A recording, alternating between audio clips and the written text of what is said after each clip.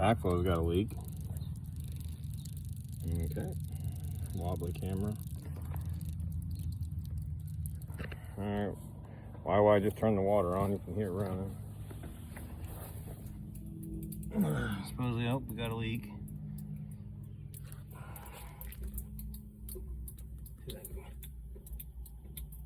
Got a leak here.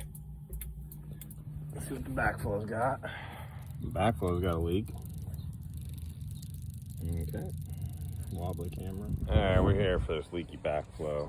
So I'm gonna tear into it and see what's going on. Alright, we got the ball valve up here at the backflow fixed up. Had a ton of hard water in it, and I mean a ton. So, clean that out. I have to clean it a little bit again, but it's a lot better. Anyways, we got zone 1 running, and we got lackluster pressure, so we're gonna get on that first and clean this backflow while we do this repair. So, starting here. All right, we got our zone 1 running, and it's gonna take a second here. We got ourselves a leak of 22 gallons a minute. So we got a gusher, gotta find it. It's not that easy for some reason. It might be deep. Do a little squishy squish so we can see it on camera. All right, found our leak.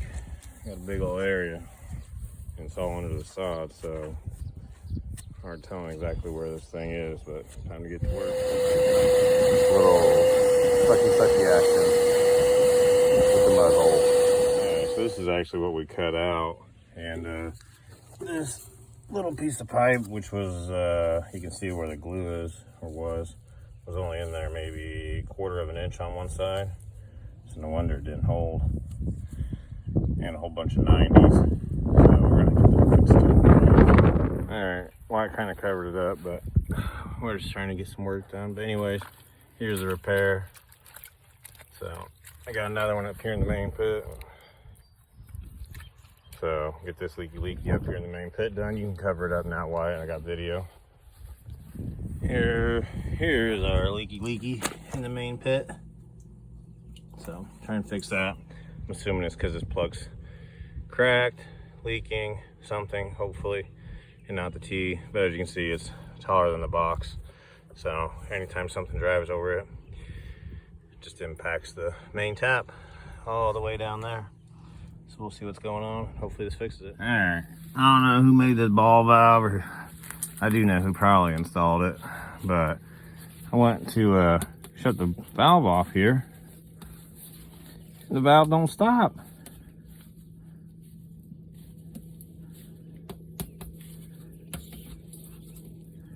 But what it does do, let's see if we can get it to do here. It's shooting water out the dang side of it. Well, it's not doing it now. But anyways, yeah. I don't know what the heck happened. Someone just cranked on it trying to shut it off. Got it past its stop or what. But man, it's going to make winterizing this thing a doozy. So probably got to replace the ball valve. But I don't really want to shut water off to the whole house for that right now. And I'll have to redo all of it. I don't know. I'm gonna at least get this fixed for him. We'll come back for that ball valve. All right, there she be. I love these things, man. It's so much easier to get pliers on to get them off up and down versus trying to spin a wrench in here. I'll tell you what, the 1/2-inch ball valve, you just open it up and thread in, even better. But it's a higher cost, but doesn't always work because it's so large. But I like these way more than the plugs that are going in on top. Also keeps debris from falling in to a degree. So anyways, it's a wrap for this one. Put this ball valve on a replacement list for later in the summer. Non-priority, but that ought to fix them up for now.